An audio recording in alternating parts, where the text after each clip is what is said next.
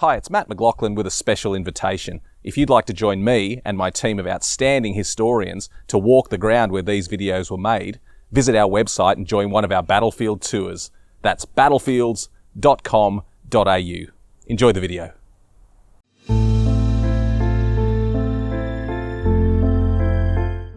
Steve, we're standing in what is quite a modern street, not very far from St Paul's Cathedral, and looking around, you would be forgiven for thinking that there was no connection whatsoever with the Second World War we're standing, but that couldn't be further from the truth, could it? What happened in this spot where we are? Okay, so we're in Queen Victoria Street, as you say, in the City of London, and on the night of the 10th, 11th of May 1941, this was rapidly becoming the centre of an inferno.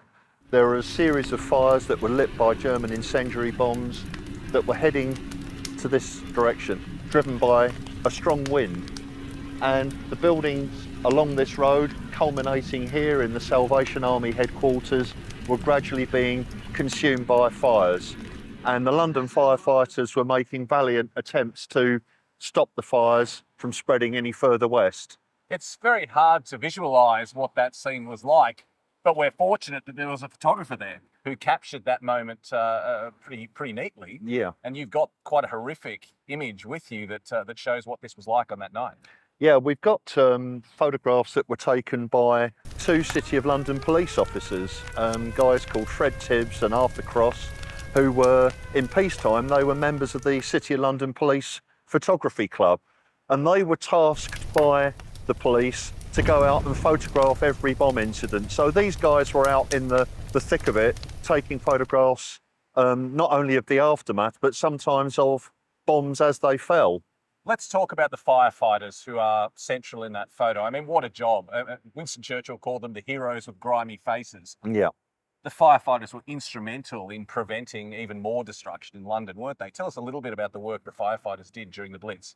Yeah, well, the firefighters were, as you say, a very interesting group of people. Not only did you have the regular London Fire Brigade firefighters, but you also had a group of people called the AFS, or the Auxiliary Fire Service. They were all volunteers who had joined up before the war. Many of them were conscientious objectors, and many of them were people who were possibly slightly too old to join the armed forces in any case, but they all wanted to do their bit to defend their local neighbourhood.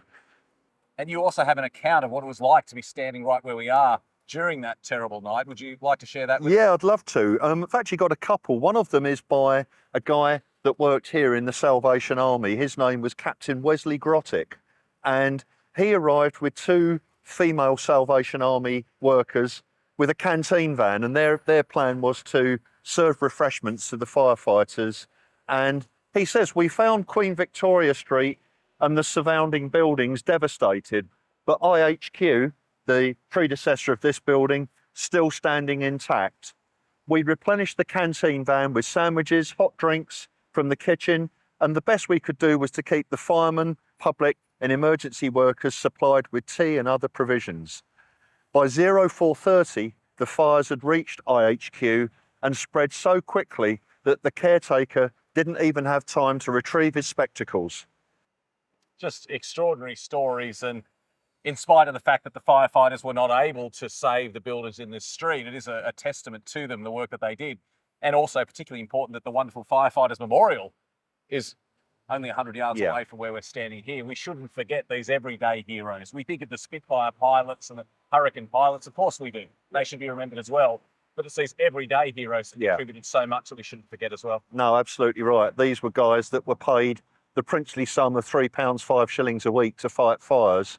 And they put their lives on the line, men and women as well. We've got to remember there were plenty of women in the fire service and in the air raid warden service and working generally in the civil defence. So very, very brave people indeed. Steve, we're standing on the steps of the magnificent Royal Exchange, an iconic building in London, but made even more iconic by what happened in a square in front of us in 1941. Tell us about that famous photo taken of this building. Yeah, I mean, it's almost a backdrop to the photograph of what was described at the time as London's largest crater. It was when the bank station was hit by a high explosive bomb. Sadly, 56 people who were using the shelter lost their lives. and this huge crater opened up, which was much photographed, as you can imagine. And I understand that as time went on, they actually built a temporary bridge across the crater. Obviously, there was no hope of filling it in quickly. No. They built a bridge across it. There's a famous photo of a bus heading across the crater. I mean, again, British resourcefulness bouncing back in the face of utter destruction. Yeah. Yeah, I mean, it took about a year before the station was fully repaired and back open again.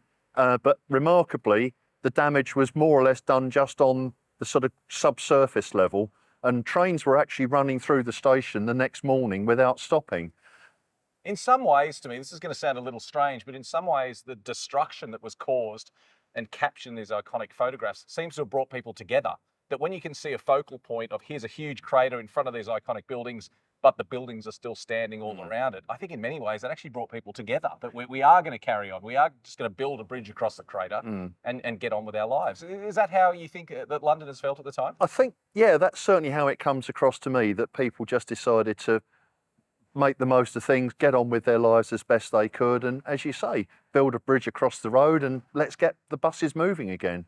This building behind us is the Bank of England, and this was, from all accounts, this was not so much the central target of the Luftwaffe, but the indicator that this is where they should release their bombs to do the most destruction in the city area.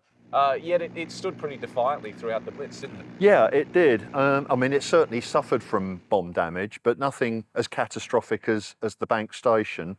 And of course, there are very few signs on it now that it ever was damaged. There are a few very small shrapnel dinks that you can see here and there, but by and large, the old saying, it's as safe as the Bank of England, proved to be the case. The other thing that I note about that famous photo of the square in front of us is the huge banner across the front of this building, which says "Dig for Victory." What were they getting at with that poster? Well, it was a long, ongoing campaign encouraging people to turn their back gardens into fruit and vegetable plots, to turn things into allotments, turn bomb sites into allotments, and people really embraced it because obviously fruit and veg, food in general, was in short supply. We'd become a little bit reliant on importing foodstuffs, but within a very short space of time, we were producing enough fruit and vegetable homegrown that we became more or less self-sufficient in stuff like that. So it was a campaign to encourage people to grow your own food. The other thing that I noticed when you look at that famous photo, potentially easy to miss, is that two other very famous wars are also represented in that photo, because just in front of us, we've got magnificent sculptures of Wellington on his horse, harking back to the Napoleonic Wars, but also a wonderful First World War memorial to the London regiments, the men who were raised in the PALS battalions from London. So it's an incredible photograph that it captures the destruction of the Second World War, but there's also elements that related to previous and very important wars as well. Yeah, absolutely. It sounds strange talking about having one's favourite war memorials, but the London Troops Memorial is certainly one of my favourite ones. The detail that's been gone into on the uniforms and the equipment, which are all absolutely spot on.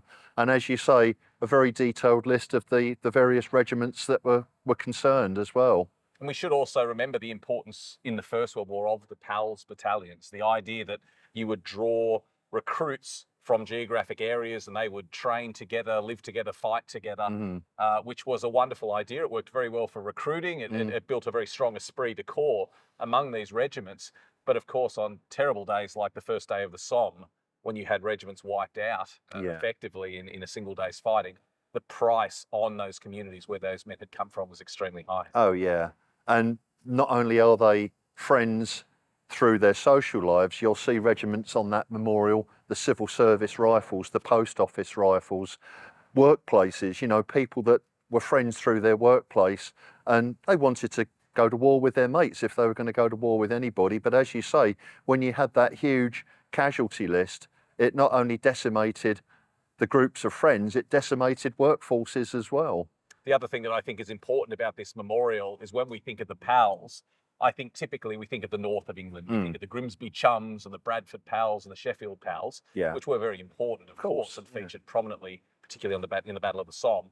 but from the south of England as well, from London. Here are a number of regiments drawn Yes. from in and around London. Yes. So we shouldn't forget that this was a combined effort from across the United Kingdom It was to send troops to the Western Front during the First World War. absolutely, it's very much a nationwide thing. As you say, it's predominantly thought of as being something from the north of England, but just look at the names on that memorial. There are plenty of London and Southern regiments involved as well. It's a great spot, an important historic spot. Really is, yeah. We're in Birchin Lane, which is one of the lovely little medieval street pattern roads that still survive in the city.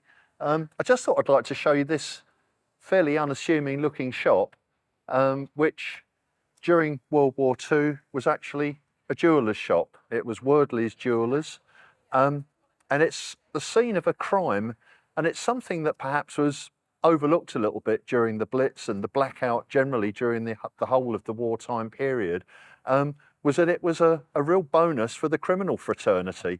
The police were depleted in numbers.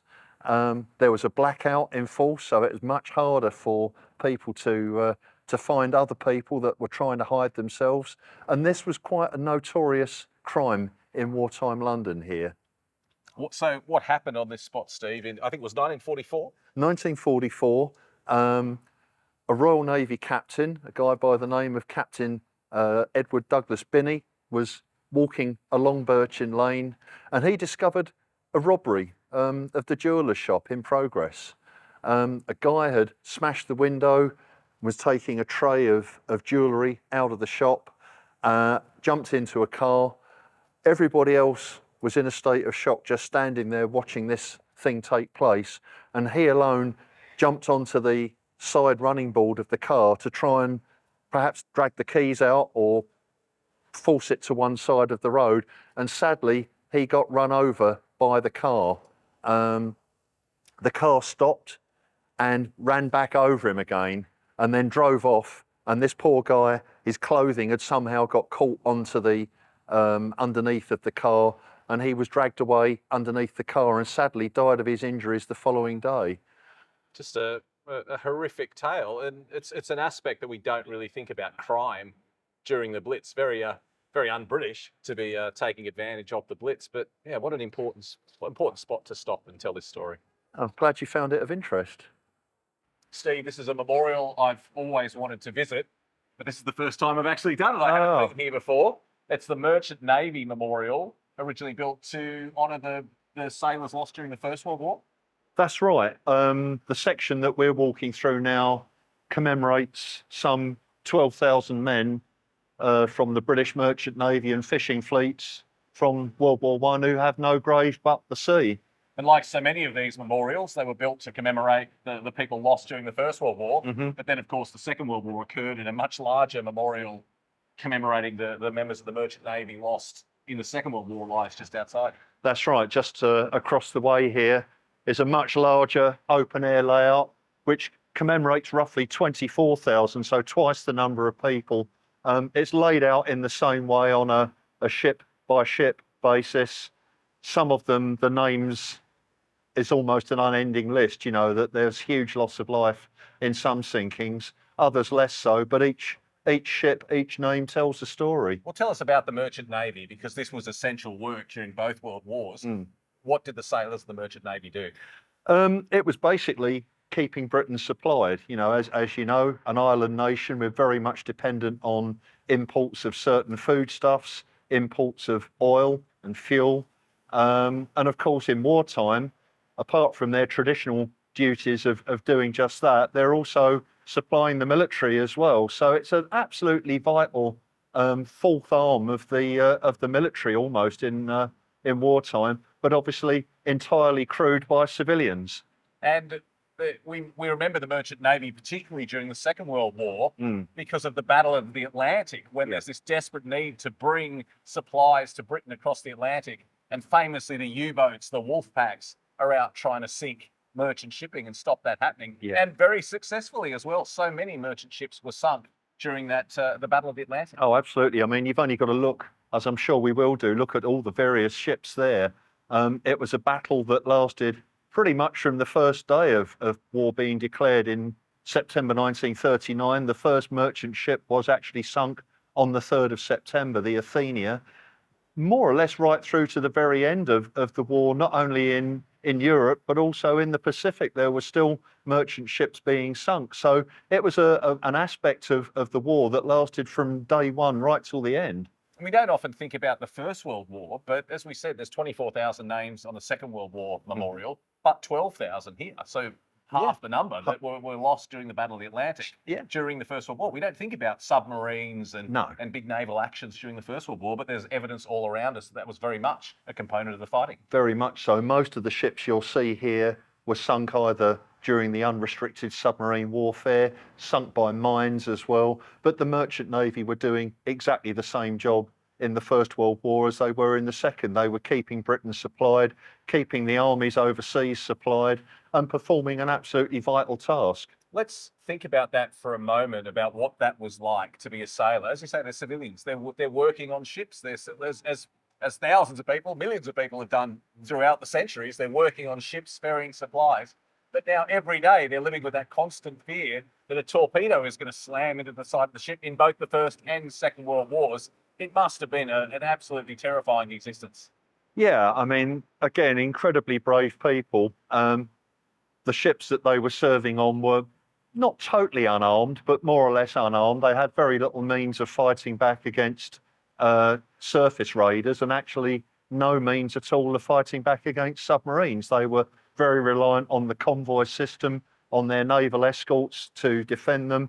But at the end of the day, these were unarmed men working on almost unarmed ships and plodding along quite often at very slow speeds as well. I think it's interesting that a lot of these people are effectively forgotten. The ships, we wouldn't know the names of the ships in spite of the vital work they were doing. But there are a couple of very famous names up here which had huge effects on history. We've just seen the Lusitania is up here, not very far away. The Lusitania is mentioned, which of course was a notorious event that perhaps swayed America to come into the war eventually. There's another ship, the Britannic, which was Titanic's perhaps lesser known, or one of her lesser known sister ships, that was sunk while she was being used as a hospital ship in the Mediterranean. So yeah, there are one or two famous ship names up there to be seen. And we can't talk about Britannic without talking about Violet Jessop, who was on Olympic, Titanic, and Britannic, on the three sister ships when they all suffered problems. A mishap, yeah. It was unsinkable, was I think the description. So she was on Titanic when it went down, and she escaped in a lifeboat. She was on Britannic when it was mined. Most of the people survived on Britannic. Again, a fairly treacherous experience of being lost in the Mediterranean Sea. It's just incredible, these people who go through life with these unbelievable stories affected by wartime in such a way. I'm not sure how I'd felt if I saw her name was on the crew list on the same ship, but yeah, she's must have had an amazing story to tell. I mean, we're making light of it somewhat, but look where we're standing. There's people all around us, but no offense to anyone who may be standing nearby, but I don't think too many people are stopping here to read these names and to account. It's a rainy day, they're sheltering, and that's fine. That's fine. That's absolutely important. Perhaps while they're here, they pause and read some of the names and begin to gain a little bit of understanding. But it reminds me of how much things have changed. I think about the families that would have come here over the decades, and little children coming to touch the name of their dad they never knew, and the bereaved widows and the parents who for the rest of their lives missed their lost son. That's the importance of these memorials. Very important. They're, as we say, they're hidden in plain sight. These names are here, and anyone that wants to learn this story can come and visit this memorial. Absolutely. And this would have been the nearest thing these families would have had to some sort of closure. Obviously there was no way of reclaiming the remains of the people that had lost their lives. So these names on the memorial, that would have been it. It's extraordinary. It's heroic in a way. We remember these names. It's triumphant because these people contributed greatly to the victory, but it's also tragic when you think of these names all around us and what that meant. Each name is a grieving family, and so many thousands of grieving families all around us. Important that we come here to remember. Yeah, absolutely so, yeah. We were just glancing at the ship names, Steve, and there's one here that I think tells a fascinating story. The Wimmera from Melbourne, which is a story that I know quite well. This ship was lost in 1918 near New Zealand. It's an Australian ship that was sailing from New Zealand to Australia Wow. and hit a mine that had been laid by a German raider. Now, it's fast. This is not something we think about, particularly in the First World War, No. that there were German ships all over the world. That far effectively afield, laying yeah. mines and catching out innocent merchants like that. That's It's just remarkable. extraordinary. It's isn't it? remarkable, yeah. And of course, in those days, registered in Melbourne, she would have still been flying the Red Ensign as a British merchant ship. It's why these memorials are important, because if you look, you don't have to look very far No. to learn a much bigger story. So we mostly know the Battle of the Atlantic. We know a bit about the Lusitania. We know a bit about ships being sunk during the First World War. But who would have ever thought No. an Australian ship sunk north of New Zealand by a mine laid by a German raider? Just extraordinary. And again, ordinary people caught up in a war that to them would have been on the other side A of the long planet. way away. Yeah, a long way away. Just That's extraordinary. a new one on me as well. That's a really good spot on your part. It's a fascinating story. And again, these stories should be remembered. Totally agree. Totally agree. There's something that might be of interest as well, Matt. Obviously, this is the Merchant Navy and Fishing Fleet Memorial. But a lot of these ships here, you can tell straight away that they're trawlers. Partially because of the port of registry. You've got Grimsby, Hull, Boston, Yarmouth, and also the informal way. They don't talk about the master or the captain of their ship. He's the skipper. So a much more informal arrangement. It's pretty unlucky to be just off in a fishing trawler plying your trade on the Yeah, ocean. yeah. Next thing you're caught up in a war, sunk by a mine or a submarine. Yeah. I mean, obviously, I can't imagine the Germans were specifically targeting small trawlers. They wouldn't have been specifically, but some of these trawlers would have been used as auxiliary minesweepers with their civilian crews. Some of them would certainly have still been out doing their peacetime job of catching the fish and bringing that in. They were just caught up in a war, absolutely, not specifically being aimed at, but they were usually in the wrong place at the wrong time, I guess.